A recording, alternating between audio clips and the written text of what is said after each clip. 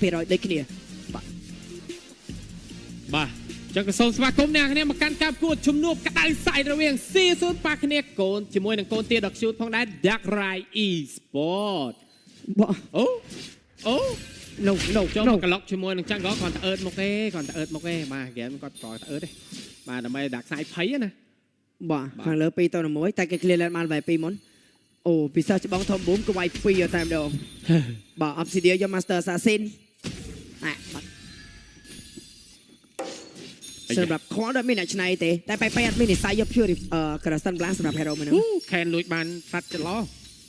បាទចឹង complete line អ្នកគ្នាជាមួយនឹង sponsor របស់យើងគឺទូរស័ព្ទដៃ Infinite Note 50 series MPL Edition អ្នកគ្នាសម្រាប់ gamer គ្រប់គ្នាដែលមានថ្មសាកល្បឿនដល់ទៅ90វ៉ាត់អែមស្នាយកតែមែនតើអ្នកគ្នាក៏ដូចជាស្នាងសាកឥតខ្សែ30វ៉ាត់ដូចគ្នាមកពេលអេក្រង់ AMOLED ល្បឿន 144 Hz បាទលេខ Mobile Legends ដល់រលូនអ្នកគ្នាអែមយកតែមែនតើជាមួយនឹង Infinite Note 50 series អូក្រាមគាត់3បានហើយខ្ញុំមិនសិតតែអ្នកដែលបាត់មេ5 scan នេះដើរមកចិត្តក្រាមគាត់ហើយក្រាមគាត់យកលេងបាទចាំព្រាមក្រាមគាត់លួចល្បែងបានច្រើនខ្លាំងមែនតើ shout out ទៅកាន់ក្រាមគាត់បន្តិចចុះគាត់លេង speed 3 MPL ដូចគ្នាជាមួយនឹង player រូបនេះចុងក្រោយគាត់នៅជាមួយនឹងក្រុម Legend Esport ដែលនៅប្រទេសវៀតណាមបាទចឹងហោះពីវៀតណាមជីឡានក្រុងមកខ្មែរយកមកបាទធ្វើការជីឡានក្រុង13ម៉ោងដល់ធីមហោះបណ្ដាក្រាញញ៉ាំបាយទៀតឡើងប្រកួត MPL យកមកតោងចាប់ដើម្បីឲ្យអាស៊ីរ៉ាមក rotation ខាងលើណាតែក្រាមគាត់ឃើញ map ហ្នឹងក្រាមគាត់ជួយ check map ឲ្យសមាជិករបស់ Dark Ride Esport ល្អមែនទេស្ទប់ដាក់ក្រៃបាទស្មានតែដាក់ក្រៃអាថេណាបាទដាក់ក្រៃអាថេនីមីឡែនស្ទីក level 4ក្រាមក៏តំ level 3ពាក់កណ្ដាលដូចគ្នាផងដែរតែណាមិញពេតំតែ level 2តែម្ដងភ្លាមថមនេះមានការបើកលើកមួយបោះជាមួយនឹងខែនដាក់ខ្សែយាធ្នូចង់ retreat តែគេ reset មួយយ៉ាងណាសាដូចូលវាយបើកបណិតព្រះពីដាក់ខ្សែចូលថទី1បាញ់ retreat បានលើដាក់ខ្សែបានភ្លាមជាមួយក្រាមក៏ដូចជាបងឡុកលើខេតពូដងជូនមួយ first blood បាក់ ultimate ផងដែរពីអាសរ៉ាដកថយមួយ first blood ដូរជាមួយថលតែប៉ុណ្ណោះអូក្តៅសាច់បាទហេងហើយបាទ retreat បានណាបាទបើសិនជា early ស៊ីយូសូនបានជាមួយនឹង total ហើយមិនបាន kill ទៀតគេលេងតាំងពី early ចូលទៅដល់ mid game late game ធ្ងន់ហ្មងបាទចុំដាក់សាច់ហ្នឹងមកកាច់ឯងយីសុំស៊ីន retreat ក្រហមតែម្ដងបាទ core emblem killing spree បាទខ្ញុំឲ្យelite bird ឈាមរហូតដែរណាកំឡេងសោយបាទតែគាត់រិះឈាមមកវិញដូចគ្នាបាទគ្រាន់តែ passive elite វាអត់ធ្លាក់បាទ red ហ្នឹងគាត់ទៅលើបាទមួយអូបើជើងកាត់ cool down ទៀតវ៉ាវដាក់ខ្សែបើជើងកាត់ cool down ដបងបន្លាសិនតែប្រហែលជាអត់ពាក់អីដែលតាក់តងដបងបន្លាជួមសួរអាចនឹងទៅយកជាមួយ Vol X វិញតែសំខាន់បើជើងកាត់ cool down ឬត្រីក្រហមវ៉ាវខែនគេឃើញ map retreat ដើរចេញតែ stick នៅចិត្តនោះអាចលើកបោកមួយយ៉ាងណាមានពេដើម្បីជីចាបជួយផងដែរបាទគេមាន Alina ណាដាក់ខ្សែយកច្បាស់ដូចគ្នាជាមួយនឹងការ perform shadow ព្រោះបើសិននេះខ្ញុំនិយាយចឹងបើយល់ពី passive បើ alt អាលីយើងប្រឹងវាយអាពេលហ្នឹងអាចជាប់ចាប់ជើងមកទាំងអស់គ្នាព្រោះពេលណាអាលីមាន damage reduction 50%នោះគិតស្រួលបួ Let's see មើលទៅ Onzo ដូចជាបានមួយ stack ចឹងគាត់ Comland Onzo ហើយនឹងការពុះដែរមួយយ៉ាងណាតែអូយសមាជិកបាត់ស៊ីស៊ុនគេដឹងណាបាទគេដឹង flow rotation យកមកគាត់ថា Onzo ឃើញតែម៉មគឺគេ rotation 3 minute មកtotal ទី2នេះយើងបានឃើញជាមួយពេលលោតបាយជាមួយ stick take ultimate soft flicker មើល4ទៅ5បើក្រៅអុកវិញពីអាសរ៉ាបុកវាយយកតាមនោះតែគេបុកវាយវិញខែបាត់ផងជីវិតជាមួយនឹងខែបាត់ហើយវាយ3ទៅ4តែយ៉ាងណាមិនជួយក្រាមគាត់ flicker ដាក់ ultimate ពី Onzo ចាប់ជាប់ក្រាមគាត់មួយដូចគ្នា boot គាត់ rotate មកដល់4ទៅស្មាដេញបាយតទៀតជាមួយនឹងការបិទ man ពី boom ដកថយ reset រៀងខ្លួនផងដែរមួយស្មាបាទលឿនតិចតែ shadow មកអត់ទាន់ទេណាShadow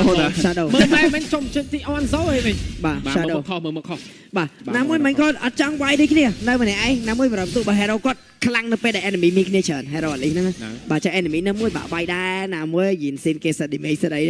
ច្បាស់ team ទី1បើដាក់ខ្សែមើលគាត់យកឲ្យគេខ្ញុំគិតថាគាត់ប្រហែលជាបន្តដបងបលាទៅជាមួយនឹង Hunter Strike ឬក៏ Blaster Shear អីនៅតែខ្ញុំគិតថា Shadow អត់តាន់ទេណា Shadow មាន spell វិញចឹងតែ Shadow ដើរចូលបាក់មិញទៅលើ Shadow បាត់ហើយខែនវាយគ្នាខ្ញុំក៏ rotate មកជួយដូចគ្នាប៉ុណ្ណាចង់ចាប់ជាមួយនឹងមុំដាក់តែពីពេដូរ target វាយក្រាមគាត់តែក្រាមគាត់ពុះមួយស្ទើតែទៅប្រហែលលុយនេះប៉ុណ្ណាពីអាស៊ីរ៉ាចំក្រាមគាត់ធ្វើអញ្ចឹងលេងតាន់ទេណាបាទដាច់3ដងហីបាទ3ដងអត់តាន់ទេអញ្ចឹងរៀងពិបាកនៅក្នុងការបើក map បន្តិចបាទអញ្ចឹងសម្រាប់ Ken គាត់ដឹងច្បាស់ពី skill ដឹងពី damage របស់ខាង Dark Ride ដែរនិយាយទៅរាល់ពេលដែលគាត់ឃើញជាមួយនឹងក្រាមគាត់តែងតែធ្វើការបុកវាយទៅលើក្រាមគាត់មក เค บ่ហើយឯដែលសំខាន់ចាំមើលហ្គេមនេះប៊ូមតាន់បានអត់នោះព្រោះដោយសារតែត្រានេះត្រាឆោចុះ ដាក់អលមេជាប់វ៉ាន់សិនបាត់ហើយវ៉ាន់សិនតែម្នាក់ឯងដល់ពោប៉ាំងហ្នឹង5 4ហេរ៉ូដេកវ៉ាន់សិនបាត់ទៅហើយ អូស្ដាយគីរចូលអនឡូព្រោះមកចូលអនឡូចំណេញបានមក stack ទៅលើបូនសាតរបស់គាត់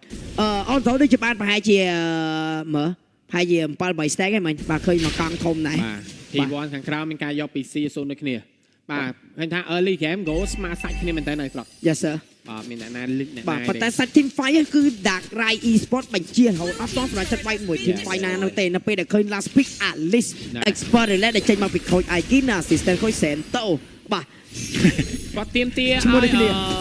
មួយ គាត់ Sento មួយ Zento ទៀមទាឲ្យដាក់ខ្សែគាត់ចាប់មាន damage គាត់មិនអាចវាយបានព្រោះបច្ចុប្បន្នក៏អត់មានអ្នកណាវាយទៅលើ Alice ដែរបាទរៀងទៅដូចគ្នាបាទក្រៅវិញ mid lane មានការចាប់លើដាក់ខ្សែបាត់បង់ជីវិតជាមួយនឹងដាក់ខ្សែបាត់ហើយភ្លាមៗមួយក្រានគាត់កាប់ Almen លោត cover គ្នា Vincent ពុះដងជូតអូនមួយកាប់3តង់ពុះប៉ាំងម៉ាំងប្រែតែតាន់យកតែមែនតែជាមួយនឹង Shadow ដូចបាននិយាយជាមួយ Shadow ក្នុង game នេះតាន់យកមែនតែថាបូមសាប់ហើយជាមួយនឹងការ flicker ដកថយតែ killing spree ចូលខ្លួនលើ Onzo បាត់ហើយ3ទល់នឹង0 សាដូជាមួយ បាទ GG 3-0 បាទសា ចាប់ ដូ អនសវត្តជាប់ទៀតអនសវត្តភ្លេចណាបងវិញ បាទ អនសវត្តភ្លេចបង ដោយសារតែ ដល់ហើយសាភ្លេចតែ3-0ណា target នៃការ lock on Zo គឺទៅលើ Vincent អ្នក lock តែជាក់ស្ដែង Vincent មិនគាត់កាត់ទៅលើ Shadow ទេ Do you know my lapu and so reply do you know my obsidian បាទ lit 1k 8ហើយពី C0 បាទ ទីបងខាងលើមានការយកឬមួយយ៉ាងណា ម៉ែពី10 stack បាត់អនសូលឿនមែនតើមកជាមួយនឹងការ farm stack bone shot របស់គាត់ព្រោះដោយសារមួយ kill បានមួយ stack អញ្ចឹង3 kill ចំណេញបាន3 stack បាទហើយវាយ minion យក30 bone energy មកបាន bone shot ពេញហ្នឹងបាទអញ្ចឹងបើសិនជា hero នេះ25 stack ដឹងស្រាប់ហើយគឺវាយឈឺមែនតើហើយមិញរហតពីណៃគឺអាពេលវិភាគពី damage របស់ obsidian តែមានពេញហើយអា hero ហ្នឹង late game វាវាយមួយដៃស្មើ3ដៃខ្ញុំតែហើយវា damage វាចាច់ចេញគ្រាប់ទៅទូចអញ្ចឹងមកគេពាក់ដុំមិនអាយគេពាក់ blade armor វានឹង damage វា stir មែនតើប៉ុន្តែគេនឹងធ្វើយើងកាំង mechanic ត្រាស់នៅពេលអញ្ចឹងនៅពេលដែលឥឡូវដូច game នេះចឹង EXP ក៏ damage magic ប៉ុន្តែនេះចឹងក៏ damage physics ណាបងបើ mid EXP ចឹងក៏ស្ទើរតែ damage magic បើយើងពាក់ defense magic ពួក magic វាយឈឺបើយើងពាក់ defense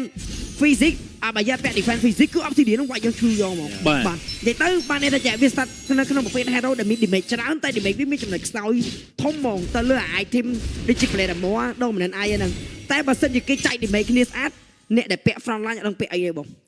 សម័យមើលបើសិនជា mid EXP ឬក៏ហើយនឹងចាំងក៏សិតតែ magic ណា បាទ ចឹងបើយើងពាក់ physics ទុកបាន hero អូសាហាវណា hero ហ្នឹងបង្កើត mechanic នៅក្នុងការឲ្យអ្នក front line បាទដូចបាននិយាយតទៀតទៀតឡើងមកយ៉ាងណាមិញជាមួយការដាក់ឲ្យចាប់ Vincent ឈឺយកតែមែនតើ Vincent មកធួន ultimate របស់ Onzo គឺដាច់យកតែមែនតើព្រាមជាមួយពេដាក់តែមែនដើម្បីដកថយវិញដាក់ខ្សែកាប់ stand ចោលតែមាន damage ដកថយមួយសិនដូចគ្នា ឃើញរ៉ាសบายអត់ game fighter 3ប៉ុន្តែអត់មានណាគេចូលទៅវាយរ៉ាទេសบายភោគណា បាទតែ Onzo អត់ flick បង បាទ ជាច្រើន team fight គាត់នៅ early game គាត់អត់សូវហ៊ានវាយណា បាទ បាទគាត់សូវ តែ ហ៊ាន យ៉ាង វាយ ត្រាំហ្នឹងគឺខូច pick ឲ្យមកវាយគេពីណាកាខូច pick ឲ្យមកវាយគេមកឡុកគេ game ក្រុម2 10ទីរបស់យើងតែយើងហ៊ានវាយគេលើណៃ បាទ បាទណាមួយសាច់ game គេល្អដូចគ្នា shot out ទៅកាន់ roamer ប្រកបគឺបែក បាទ The new rising star របស់យើងបាទតាំងបាន unlimited edition ពាក់មកវាយអូ flicker បូកវាយជាមួយ stick យកតែម្ដងប្រហើបជើងតែ flicker ដើម្បីដកថយដូចគ្នា បាទប៉ុន្តែអត់ flick ទេណា តែអាចនឹងគេ start team fight វិញមួយយ៉ាងណាជាមួយនឹងការខៃលោត ultimate បូកវាយយកតែម្ដងតែ team fight លប៉ាល់ប៉ាញ៉ាញ៉ៃពេញយកតែម្ដងបាត់បង់ជីវិតជាមួយនឹង Pero បាត់ហើយពីសមាជិករបស់ Dark Rai ភ្លាមជាមួយ Onzo នឹងវាយតទៀតតែ shot ជាមួយនឹង Onzo តាមពី Dark Side flicker ពី Azra ដេញវាយយកតែម្ដងបាត់បង់ជីវិតជាមួយនឹង Dark Side ទៀតសល់ last man standing សល់ប៊ូមួយតែម្ដងធួនពូដងជឿនអូន vibe out បាត់ហើយ Do you know my obsidian វ៉ាវ team pot flick ឯងមែន flick រត់ flick វាយ បាទ flick បាយយកមក បាទ បាទ ចឹងយើងក៏បានដែរជាមួយនឹង team fight ហើយមិនរួចក្រាមគាត់កើតមិន គេចង់បាន T3 Turret គេចង់បាន T3 Turret តែទៅដូចបាននិយាយ Hero Onzo គួរតែការ lock ពី Vincent ណាតែជាក់ស្ដែងយើងឃើញ10នាទីនេះមិនទាន់ឃើញ Vincent lock ទៅលើ Onzo ម្ដងណាសោះ បាទ អត់ទាន់ឃើញ lock ទេ 5 kill នៅក្នុងដៃបាទរៀងក្រែលដែរបាទរ៉ាក៏5 kill និយាយទៅ Hero Core ដូចមិនរបស់ CU 0សិតតែមានទាំងអស់ហើយឥឡូវបើយើងមើលទៅ Hero Onzo ក៏អត់ងាយស្រួលដែរព្រោះដោយសារគាត់លេងជាមួយនឹង Flick ប៉ុន្តែដូចដែលឲ្យប្រុសបាននិយាយចឹងនៅក្នុងមួយ game 10នាទីទៅតែ Flick ទេតែ Flick ហ្នឹង Flick តវាយទៀតបាទ Flick ហ្នឹង Flick តវាយទៀតបាទដោយសារគេទីមួយគេមានជាមួយនឹង Master នៅក្នុងការចាំ cover ប៉ុន្តែអីដែលសំខាន់គាត់ fighter គាត់អាចនេះគាត់គួរតែព្យាយាមវាយគេនៅ early ដែរបាទព្រោះដោយសារ hero ដែល lock ដូចនៅ early game សម្រាប់ Azira បើសិនថាឡាពូឬមួយក៏អី load ទៅក៏ពិបាកដែរទុក damage អត់ជាប់ទេបាទតែ មិនអត់វាយបាទ បាទនិយាយទៅអស់ទឹកចិត្តវាយហើយមានអារម្មណ៍ថាសាច់ហ្គេមក្រោមគេទាំងត្រាស់លើគេប៉ុន្តែសាច់ហ្គេមគឺអត់ហ៊ានលេងបាទយើងដឹងដូចខ្ញុំមកដែរជាមួយនឹងមុននឹងចូលទៅកាន់ការប្រកួតក៏មានតែសួរជាមួយនឹងសិស្សច្បងតុងទាំងពីរដែររ៉ាហើយនឹងប៊ូមបាទរ៉ាថាប៊ូមណាគេអត់ស្គាល់ប៊ូមដែរពេលខ្ញុំប្រកួតគុំស្គាល់ដែរណាបាទចូលមកក្រោយខ្ញុំបាទ គេហៅថាក្មេងចំនួនក្រោយ ភ្លាមមើលមួយឡតនេះអាចធ្វើអ្វីបានច្រើនដែរមួយយ៉ាងណាពីសមាជិករបស់ CU Soul បាទដូចជាមិនតអីទេឡតមានការ clear ដោយសារតារ៉េតមានសៀលត្រឹមតែឡតទី1បាន T3 មកផ្លូវមុនឡតគឺចំណេញមែនតើពី CU Soul បាទណែមកសៀតារ៉េតបាទអញ្ចឹងត្រូវចិត្តតិចសិនរងចាំឡតមួយទៀតឬមួយក៏ចាំមីនីនេះមក post ព្រោះដោយសាររ៉ាគាត់មានជាមួយនឹង Ultimate នៅក្នុងការបើកបានបាទចង់បើក Ultimate ដើម្បីយកជាមួយនឹង Turret ឬមួយក៏អត់បាទតែខ្ញុំថាគួរ បាទ Let's see បើផ្នែកព្រះព្រមមានការខៃចង់ធ្វើអ្វីម្យ៉ាងក៏ធ្វើមិនចេញដែរ ហើយគឺអត់ clear អស់ clear ចេញ គេ clear មីនីបាទគេ clear បើសិនជាគេដាក់ចិត្តថាចង់ទប់ផ្ទះក៏យើងពិបាកមកដែរពី CU Soul ណា បាទ បាទ